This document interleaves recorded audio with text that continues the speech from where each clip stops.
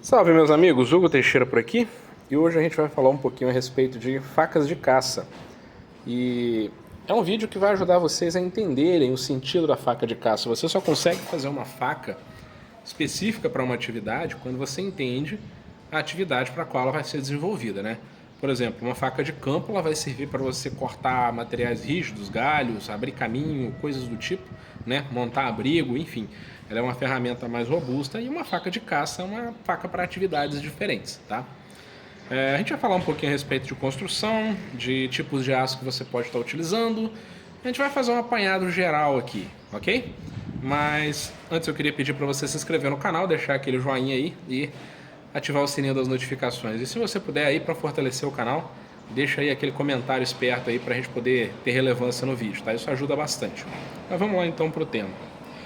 Bem, galera, a faca de caça basicamente serve para você beneficiar a caça, tá? O benefício da caça, a qual me refiro, é desde o momento do abate, da finalização da caça. Vou dizer assim para não usar um termo errado aí, talvez o YouTube não gostar, digamos assim, né? Mas o beneficiamento da caça passa pela finalização da caça, né? Que é quando você abate o animal e aí você finaliza ele, para o bichinho não ficar ali penando, né? Então, é esse a atividade principal, primária da faca de caça e logo posteriormente o beneficiamento. O beneficiamento vai passar por algumas etapas. A primeira etapa é coreamento, logo em seguida beneficiamento da carne, né, do animal que você abateu e logo em seguida a desossa, né, para você tirar os mínimos detalhes ali da caça e aproveitar o máximo possível ali, beleza? A atividade de caça, ela não se resume apenas à caça, por exemplo, de javalis, de cervos, enfim, desses animais não, tá? A atividade de caça, embora não seja muito conhecida dessa forma, ela também vai para o lado da pesca. A pesca em si é uma atividade de caça, mas ela tem outras nomenclaturas mais comuns, tá? Mas ela pode sim ser considerada aí uma atividade de caça. E normalmente o caçador ele pesca, ele vai para o mato, enfim, ele vai fazer muita coisa. E essa muita coisa que ele vai fazer vai permitir com que ele possa aproveitar o maior potencial da caça, no geral, né? E a ferramenta dele precisa cumprir essas funções com maestria, né? A título de exemplo, ó, a gente está com essas hunters pequenas aqui. Deixa eu ver se eu consigo focar legal aqui. Focou. Que são hunters padrão, modelo tradicional, né? Essas hunters aqui, elas vão estar à disposição no futuro breve, aqui no canal, vou estar divulgando. Mas elas são hunters padrão modelo americano, tá? O modelo americano é basicamente a faca, que tem esse ricaço quadradinho aqui. Ela tem a lâmina, ela tem a guarda, ela tem o finger grip, que é esse zigrenadozinho aqui na parte do dorso da peça, né? E ela tem um cabo relativamente anatômico que vai dar a firmeza necessária para que a gente possa executar as atividades e também depois vai ter um passadorzinho de fiel aqui, ok? Enfim, e a gente tem outras vertentes, por exemplo, essa daqui, que é uma faca de caça mais específica para pesca. Essa daqui é a famosa Black Danger, essa daqui inclusive é a faca do meu amigo Diógenes, está sendo produzida com muito carinho, tá, Diógenes? Vai ficar um espetáculo de faca. Vocês podem ver que ela tem uma ponta um pouco mais alongada, né? Ela tem mais comprimento que as demais, mas é justamente para poder beneficiar o peixe de uma forma mais profissional, digamos assim, especificamente para o peixe, né? Então a filetagem, coisas do tipo vão acontecer de uma forma mais natural, digamos assim, utilizando uma peça que tem um pouco mais de alcance de lâmina, né? E tem essa lâmina um pouco mais esguia em relação às outras lâminas, ok? Outro modelo também interessante para caça é a Nesmuk. Para quem não conhece a Nesmuk é uma faca de caça mais específica para coreamento, né? E aqui eu tenho uma versão meio Nesmuk, meio faca de ponta que eu fiz para um cliente em determinado momento, né? Mas a Nesmuk ela tem uma ponta mais arredondada, ela não tem essa ponta aguda aqui. E ela é mais desenvolvida para atividade de coreamento, ou seja, é faca específica. Então é uma faca que serve para beneficiamento de carne em alguns aspectos, talvez ali para desossa em alguns pontos, né? Mas ela não vai ser tão eficiente para finalização e no final das contas ela não vai ser tão eficiente também para desossa, mas a principal finalidade dela é o coreamento, né? Vou fazer uma marcação aqui para vocês entenderem um pouco melhor o que eu estou querendo dizer. Essa daqui é uma Nesmuk um pouco diferente, tá? Mas a Nesmuk mesmo, ela tem uma ponta mais, ó, arredondada aqui, ok? Ela não precisa ter necessariamente essa ponta aguda, ela pode ser uma ponta bem fechada, digamos assim. Aqui seria uma ponta dela, porque ela não pode ter potencial avantajado de penetração, ok? Por quê? Porque ela é uma faca para corear. E quanto menos potencial de penetração, mais interessante para uma faca com atividade específica para coreamento, né? Mas isso é para quem faz aí só talvez trabalho de coreamento, tá bom? Não vou dizer nem que ela seja uma caça tão funcional, digamos assim, para durante a atividade de caça, não. Ela é mais interessante para quem já trabalha com isso e precisa estar fazendo coreamento em maior velocidade. Então ela é uma faca que tem uma ponta um pouco menor, e um pouco mais fechada, ela não tem tanto potencial, digamos assim, de penetração. E aí, por consequência, a pessoa pode trabalhar um pouco mais rápido com ela, que ainda assim a pessoa vai ter uma garantia a mais de que não vai perfurar o couro do animal, tá? A origem dessa faca aqui, Nesmuk, vem lá dos esquimós, entendeu? Acredito eu, isso aí é uma dedução minha, é uma faca que, de certa forma, foi utilizada para corear aqueles grandes animais que eles têm lá na região dos esquimós, e por consequência eles precisavam de uma peça que não estragasse o material, digamos assim, né? Só que as Nesmuk deles são grandes, tá? São bem maiores, porque eles coreavam até mesmo baleia, enfim, muita coisa, né? Urso grande quando eles precisavam caçar, foca, enfim. E todo tipo de material, pele, couro que eles conseguiam, eles convertiam aquilo em vestimenta, roupa, né? E se furasse, então não ia ser interessante. Uma das principais finalidades da Nesmuk é essa, ok? Muito bem. Esse daqui é um padrão, tá? Da Nesmuk. Esses aqui são outros padrões. E essas peças aqui, embora elas não sejam específicas, por exemplo, só para corear ou só para beneficiar, enfim, né? Embora elas não sejam específicas para essa atividade A ou B, elas são facas que executam todas as atividades de uma certa maneira, com muita maestria, e algumas com características de especialização mesmo, tá? O modelo padrão, né, de faca de caça, essa daqui está com óleo, eu vou usar, tomar como base essa daqui. Essa daqui é um modelo padrão, porém é um modelo um pouco maiorzinho, né? Ela vai ter esses dispositivos que eu falei, que é o Finger Grip, que é o ricaço americano, que, para quem não sabe, esse ricaço ele não é só para fazer transição, ele também ajuda no controle de ponta, tá?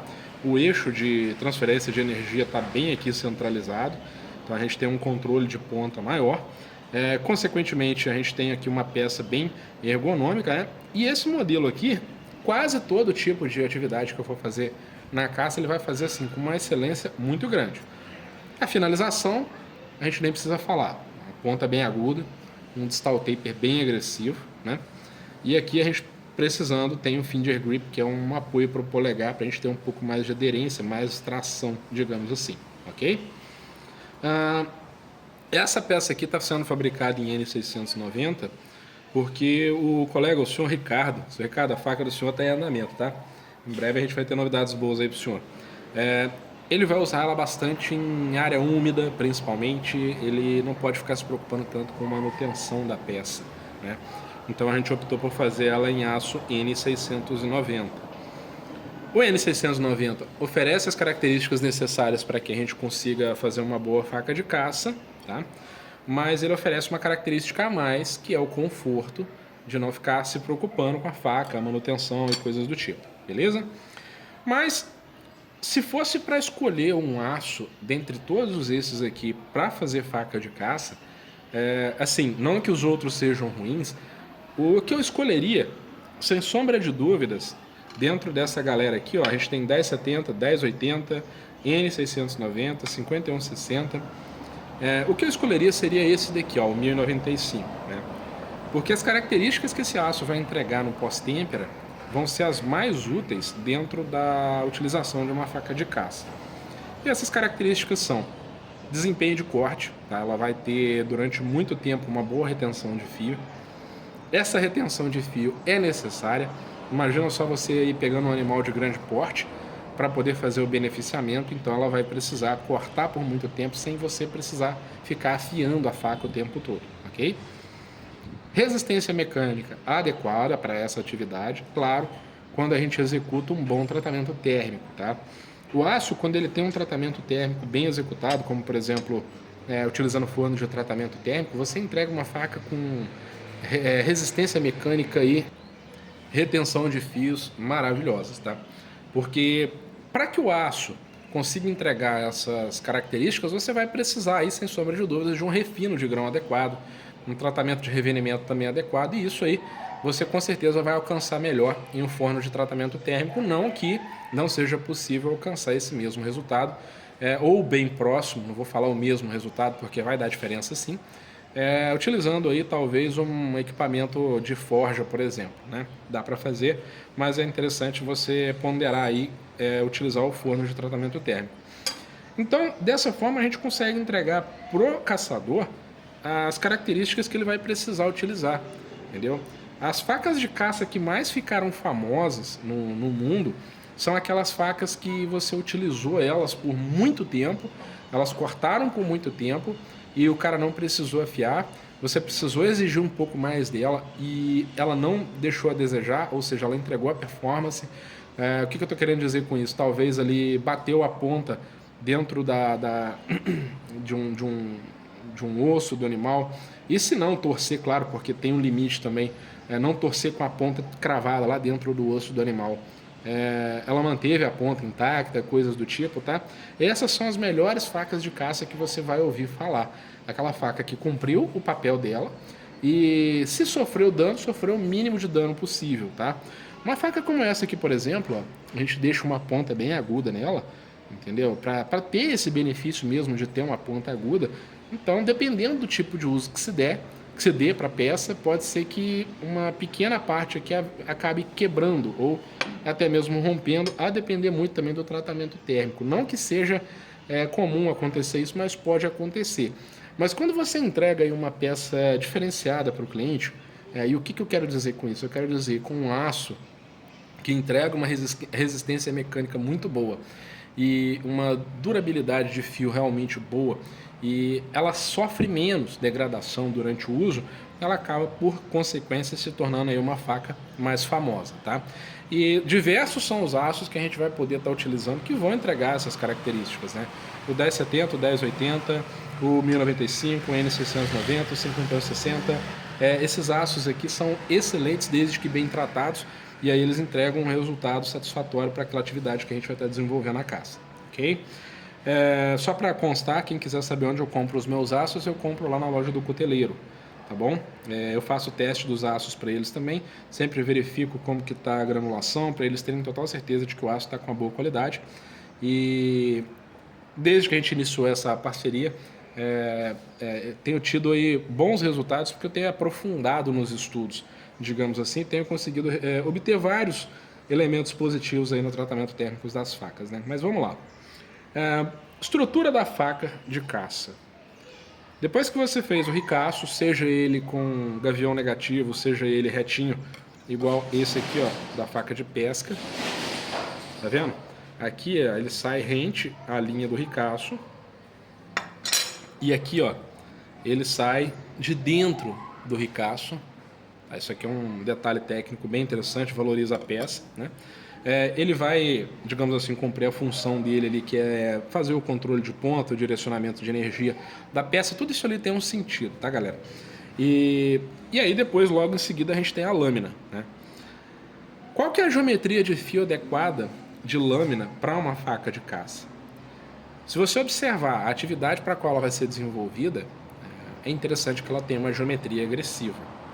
Mas você pode saber que o cliente em algum momento vai querer exigir um pouco mais desse fio, né? Talvez aí executando alguma atividade aí, digamos, de desossa e tal. Então ela não pode ter uma geometria tão agressiva ao ponto de você não conseguir ter uma resistência mínima aqui para ela aguentar um estresse, ok? Aqui a gente tem um distal taper bem agressivo, ela precisa de fato de ter essa ponta agressiva, porque senão atrapalha no trabalho que eu falei que era de finalização da caça, né? E aqui ela tem o finger grip, isso aqui é opcional, tá, galera? Isso aqui não é necessário ter numa faca de caça. Talvez você ache, Hugo, se eu quero fazer uma faca de caça, eu tenho que fazer esse finger grip aí, cara? E como que eu faço isso, né? Bem, eu já adianto para vocês que se ela tiver um cabo ergonômico, não necessariamente você precisa fazer o finger grip, porque se você tiver uma boa ancoragem aqui manual, mesmo que você coloque o dedo aqui até com um leve deslize aqui que vai dar no polegar, ela vai ter uma firmeza. Mas é interessante porque isso aqui aumenta o potencial de tração da peça, né? Você não precisa se preocupar tanto da peça deslizar, digamos assim. Muito bem, sendo assim, a gente tem aqui então uma peça que quando você faz o finger grip você utiliza essa ferramenta aqui. Essa daqui é a famosa lima de zigrinar. A lima de zigrinar é a ferramenta adequada para você fazer aquele serrilhadozinho ali no dorso, né? Pode ser feito de outras formas, não precisa ter aquele padrão, digamos assim, de linhas ali que a gente está vendo, mas é interessante que tenha, porque esse dali é o jeito mais adequado de se fazer. E sendo assim, você consegue executar da melhor forma possível. Mas você pode fazer ali um zigrinado mais simples, utilizando lima redonda de motosserra, fazer uma sequência de listras aqui no dorso e tal, não tem problema, tá? Uma dica que eu dou aqui a respeito do zigrinado é você nunca fazer ele encostando aqui na guarda. Tem gente que gosta, entendeu? Mas é complicado, não é uma regra você ter que fazer ele cá próximo da guarda aqui. É até ruim porque quando você for fazer o ajuste, se aquela abazinha ali da linha ficar muito fina, próximo da guarda aqui, você vai acabar, digamos assim, perdendo bastante o potencial estético da peça ali, até mesmo atrapalhando o encaixe adequado da guarda, a peça, enfim, né? E isso aí não vai ficar elegante na sua faca. Então pode avançar ele um pouquinho, tipo 3, 4 milímetros aqui, tá bom? Ele vai ficar por cima aqui do ricaço. Nada impede você também fazer um segundo mais para frente. Talvez aí o cara queira fazer uma empunhadura mais avançada. Existem algumas facas que elas têm um padrão diferente de entrada aqui, o ricaço. Eu particularmente não gosto muito, tá? Eu acho que elas ficam estranhas esteticamente, mas eu preciso confessar que a funcionalidade é muito interessante. Que é quando ao invés de você fazer o ricaço saindo desse jeito aqui, você faz o ricaço desse jeito aqui, ó. Entendeu? Eu particularmente não gosto tanto desse estilo aqui, porque eu acho que a faca fica esteticamente, sei lá, estranha. Mas caso você queira, você pode estar fazendo. E aí você vai ter um avanço aqui, ó, do dedo indicador, ele vai encaixar aqui embaixo, né? E aí se você precisar, você tem um finger grip posterior a esse primeiro aqui, que você vai ter uma tração até mais na frente, ok?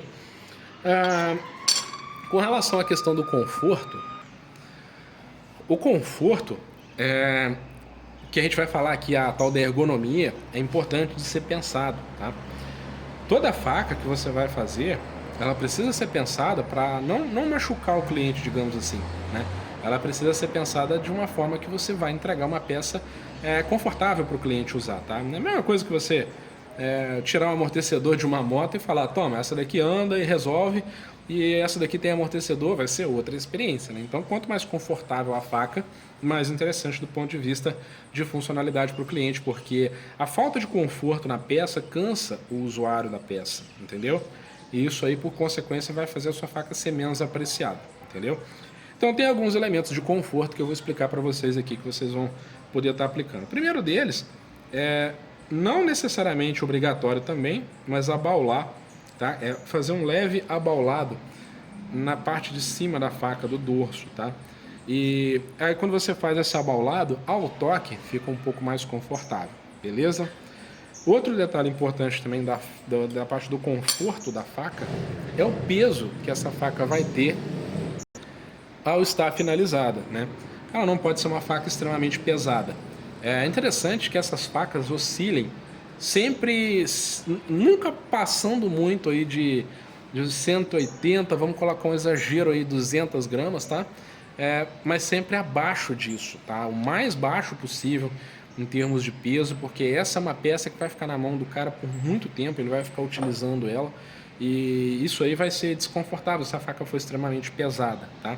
Mas a gente entende que algumas facas de caça são maiores, outras menores, os materiais de cabo variam também de densidade, isso pode influenciar. Mas tenta manter essa média aí de 180 a no máximo 200 gramas quando você exagerar nas medidas, tá? E tenta manter a média de abaixo disso para que você faça uma faca de, digamos assim, muita excelência em termos de conforto, tá? Daqui a pouco a gente vai pesar algumas aqui para vocês verem e aí a gente vai dar uma demonstração aqui de o que é o ideal para uma faca de caça, digamos assim, né? Logo em seguida aqui a gente tem a guarda. A guarda, galera, ela não necessariamente precisa ser longa, mas ela também não precisa ser curta. Eu tive uma ótima experiência com o Jonathan Franco lá na Feira de Piracicaba de 2023, que me deu uma dica sensacional a respeito do tamanho da guarda, tá? A guarda ela precisa abraçar esse dedo aqui, tá? Desse jeito aqui, ó, ela tendo esse travamento aqui, tá ótimo. Ela não precisa abraçar o dedo inteiro, vir aquela guarda gigantesca lá pra frente, tá? Mas ela pode abraçar isso aqui, ó, de forma confortável, que ela represente de fato um travamento. Porque na hora da finalização da caça, essa guarda vai servir aqui, ó, de stop para minha mão, evitando que minha mão se direcione aqui em direção ao fio da peça, tá? E essa guarda é interessante que ela seja mais arredondadinha, tá? Eu fazia umas guardas diferentes antigamente, mas com o tempo a gente vai desenvolvendo e vai criando aí um padrão mais, digamos assim, adequado, né? Então a guarda mais arredondadinha, tá? Aqui em cima, consequentemente o cabo vai acompanhar e aí por consequência ela vai estar com mais conforto, né? Aqui na parte de baixo também, embora ela tenha essa linha de definição aqui, ó, ela também vai ser abauladinha aqui por baixo, né? E a parte de baixo do cabo também vai acompanhar. E isso aí vai fazer um resultado muito positivo posteriormente, né? E a gente tem aqui o nosso senhorito cabo, né? Esse cara aqui, eu vou passar algumas referências interessantes para vocês. E dessa forma vocês vão conseguir interpretar melhor o que é necessário fazer com ele para que seja uma faca funcional, tá? Não precisa ser pequeno. A faca é pequena, mas o cabo não precisa ser tão pequeno não, tá? Esse cabo aqui, ó, se eu somar a guarda com ele, tá com 13 centímetros e meio. Ele vai acompanhar bastante a espessura da guarda depois. A guarda, ela tá com 16 para 17 milímetros de espessura aqui. E isso aqui é o suficiente para a espessura de uma guarda. Então o cabo vai acompanhar, então ele vai ter aí uma média de 16, 17 milímetros também de espessura, tá? E é importante que ele tenha uma área boa de pegada aqui embaixo, ó. Deixa eu dar uma demonstração aqui para vocês. Olha só o quanto que sobra aqui na minha mão. Tá vendo? Se eu precisar recuar a mão, eu vou conseguir. Se eu precisar abraçar aqui, eu vou conseguir. Se a minha mão fosse uma mão maior, ela pegaria essa faca tranquilamente. Se a minha mão fosse menor, ela também conseguiria abraçar essa faca tranquilamente depois de pronto o cabo, claro, com certeza. E a gente consegue aqui vários padrões de empunhadura, ok? Olha só, eu consigo girar aqui a mão, embora o cabo esteja para concluir, dá para demonstrar para vocês aqui, ó, já dessa forma aqui assim, entendeu? Então a gente tem vários padrões de empunhadura aqui. Então um cabo adequado, uma guarda adequada, vão fazer com que o conforto da peça seja realmente diferenciado. E aqui, ó, a gente tem 13,5 centímetros totais contando a guarda da faca aqui, tá? E o cabo, para depois a gente poder fazer aqui o contorno, o acabamento, enfim, né? Posteriormente, claro, a gente vai ter um passador de fiel, que vai ser um furinho que a gente vai fazer aqui, ó, nesse trecho aqui, tá? Mais ou menos nessa região aqui.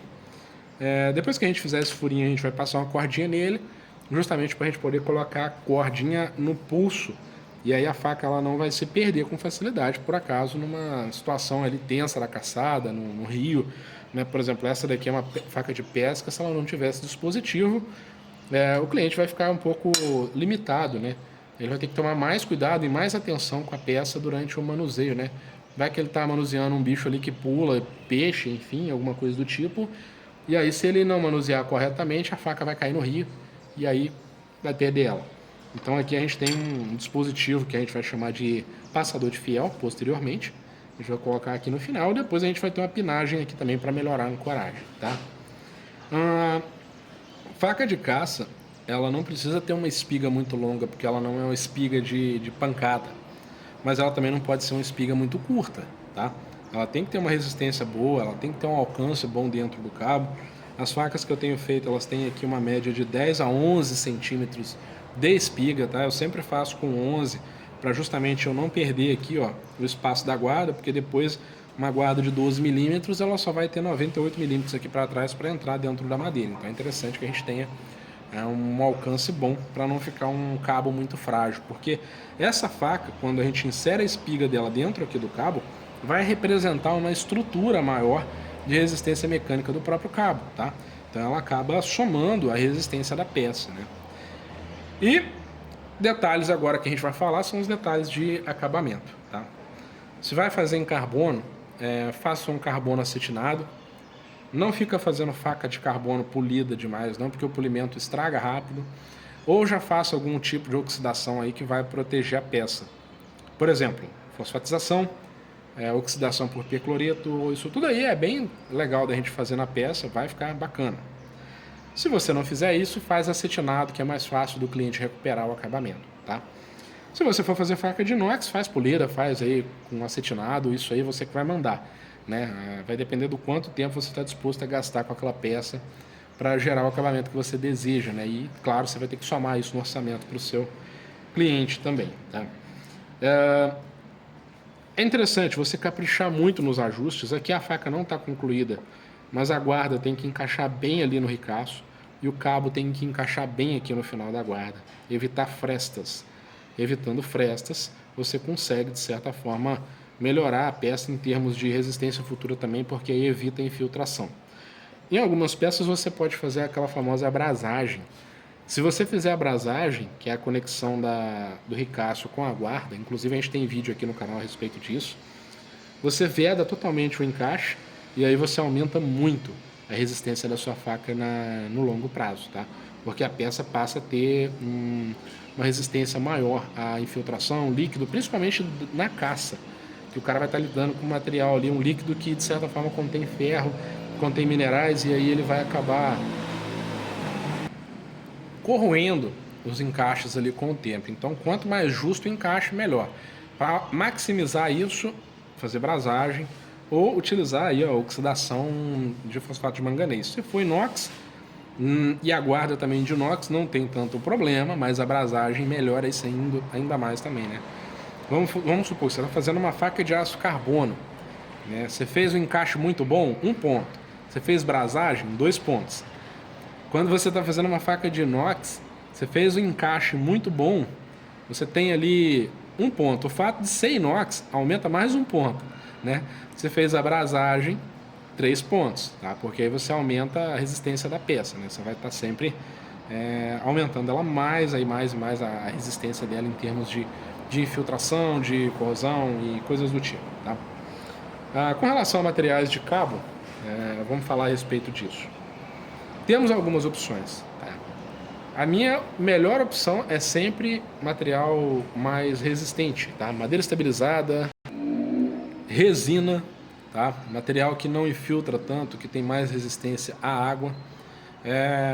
Sintéticos aí de boa qualidade, como por exemplo Rafir. Poxa, chifre de cervo é sensacional para uma faca de caça, embora ele seja mais denso, né? Mas é um material com impermeabilidade muito boa, tá bom? Você tem um material também que é bom para vocês fazerem uma faca de caça, é o tal do Corian, também tem lá na loja do cuteleiro.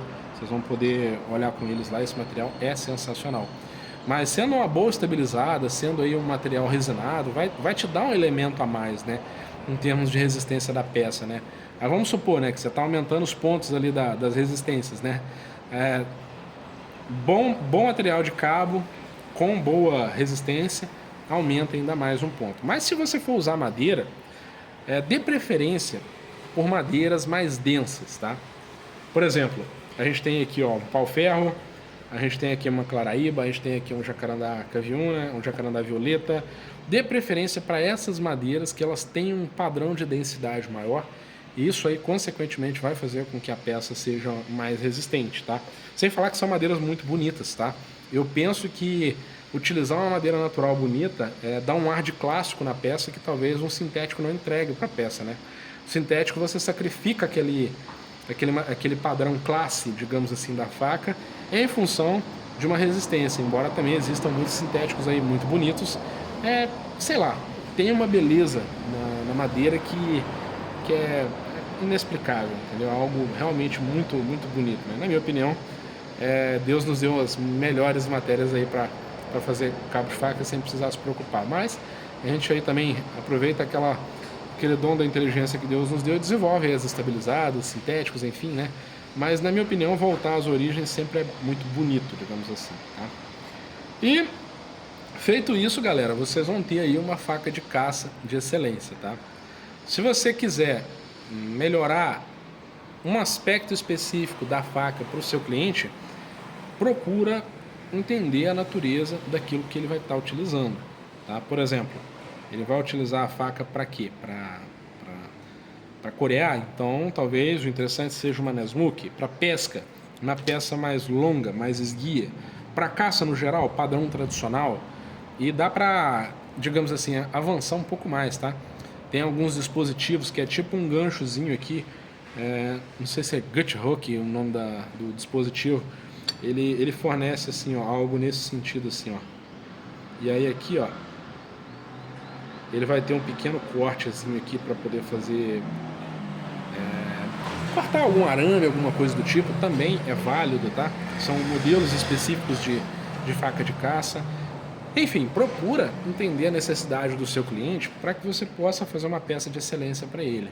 Se você fizer isso, você vai conquistar o mercado de facas de caça no Brasil, tá? Porque o mercado é amplo, muita gente está usando faca aí com padrões de qualidade e de especificidade bem abaixo do que um caçador gostaria de estar usando, tá? Não que eu esteja desmerecendo facas mais simples, são propostas diferentes, mas a faca custom ela tem sim o seu diferencial. A gente precisa reconhecer a qualidade de um produto artesanal, tá? Não é só o fato de ser feito à mão, tem muita coisa que rola ali no decorrer do projeto, enfim, que faz com que a peça seja realmente diferenciada, tá?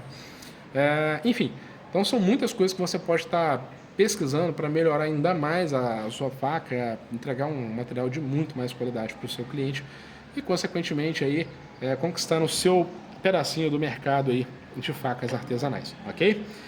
Espero que tenham gostado desse vídeo, é um vídeo bem sincero, é feito para vocês terem aí uma boa bagagem técnica, um bom conteúdo técnico, para que vocês possam crescer, digamos assim, na cutelaria tecnicamente, né? Às vezes, a cutelaria, ela passa por algumas etapas que, se a gente não tiver uma orientação, a gente não consegue avançar em termos de qualidade, né? Então, nesse caso aqui, eu estou tentando entregar para vocês esse avanço em termos de qualidade, explicando esses detalhes da peça aqui, e depois disso é o refinamento que só vem com a prática do cuteleiro, ok? Mas enfim, espero que tenham gostado do vídeo, um grande abraço a todos, queria pedir mais uma vez para vocês deixarem aquele joinha, comentário no vídeo, isso ajuda a gente pra caramba, se puder compartilhar, compartilha, não deixa de se inscrever no canal, não deixa de ativar o sininho das notificações. Se você quer aprender um pouco mais a respeito de cutelaria, eu vou deixar aqui na descrição um link para você poder adquirir os meus cursos online de cutelaria. São cursos muito bons que vão ajudar você no decorrer aí da sua trajetória a avançar de forma mais fácil, tá? Não é pegando atalhos incorretos, é pegando a técnica e a explicação técnica da técnica de uma maneira bem clara, e isso aí vai sim adiantar o seu caminhar nessa arte aí da cutelaria, ok? Enfim, é isso que eu queria falar para vocês hoje, então, mais uma vez, grande abraço a todos e fiquem com Deus.